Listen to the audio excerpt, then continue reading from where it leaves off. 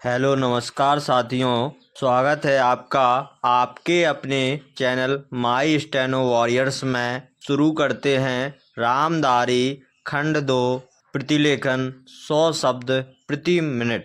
Dictation start होगी 5 second बाद। Start.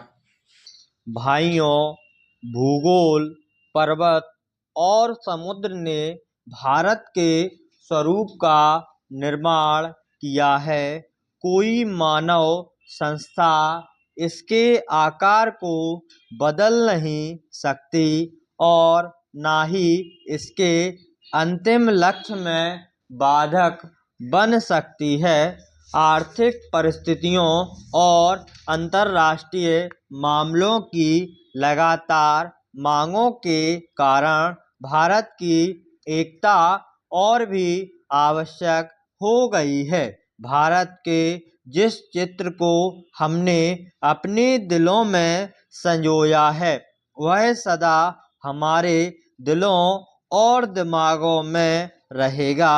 Akhil Bharatiya Congress समिति गंभीरता से यह विश्वास करती है कि जब वर्तमान भावनाओं की उत्तेजना समाप्त हो जाएगी तो भारत की समस्याओं को उचित परिप्रेक्ष्य में देखा जाएगा और भारत में दो राष्ट्रों के अस्तित्व के झूठे सिद्धांत को समाप्त कर दिया जाएगा और सभी इसका त्याग कर देंगे। सामान्यतः राष्ट्रीयता जातीय, भाषाई अथवा भौगोलिक तत्वों पर आधारित होती है, परंतु इस्लाम का अलग अस्तित्व है जो अन्य धार्मिक वर्गों में मिश्रित नहीं होता। 55 वर्ष की स्वतंत्र धर्म निरपेक्ष राष्ट्रीयता के बाद आज भी कई जिम्मेदार मुस्लिम नेता दावा करते हैं कि मुसलमान अलग राष्ट्र है। एक जिम्मेदार दल द्वारा इतने अधिक करुणाजनक और आत्मभ्रामक प्रस्ताव की कल्पना भी नहीं की जा सकती जितना कि अखिल भारतीय कांग्रेस समिति ने 15 जून 1947 को पास किया था। सभी नेता थक चुके थे और बूढ़े हो रहे थे। आदर्शवाद की जिस ज्वाला ने उन्हें 26 वर्ष पूर्व प्रेरित किया था, उसका जोश ठंडा होने लगा था।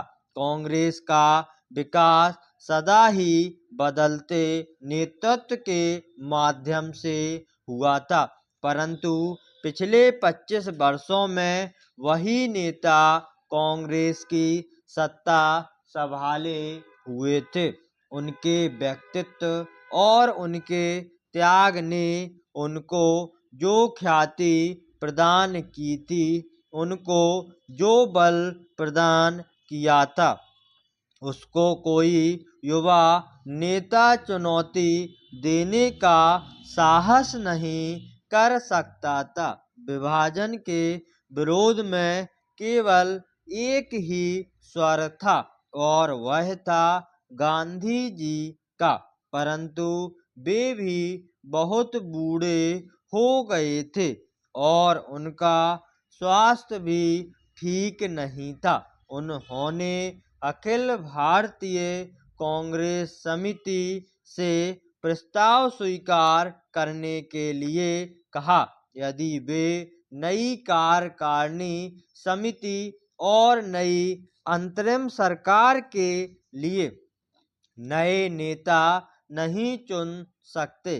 प्रस्ताव को पहले कार्य समिति ने पास किया। गांधी जी से विशेष रूप से प्रार्थना की गई थी कि वे उपस्थित हों और सभा को संबोधित भी करें, लेकिन अखिल भारतीय कांग्रेस समिति की बैठक में उपस्थित था। गांधी जी का भाषण स्पष्ट रूप से उनके दुख का द्योतक था।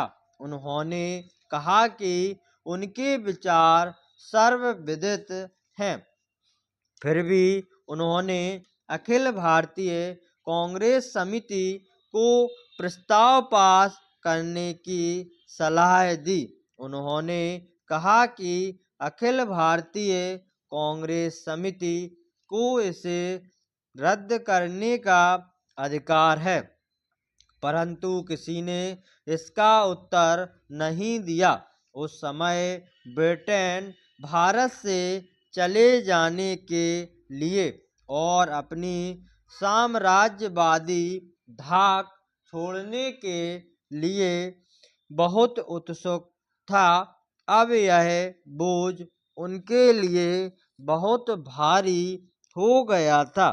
एशिया के राजनीतिक पुनरुत्थान की उठती हुई लहर को नियंत्रित करना था। स्टॉप।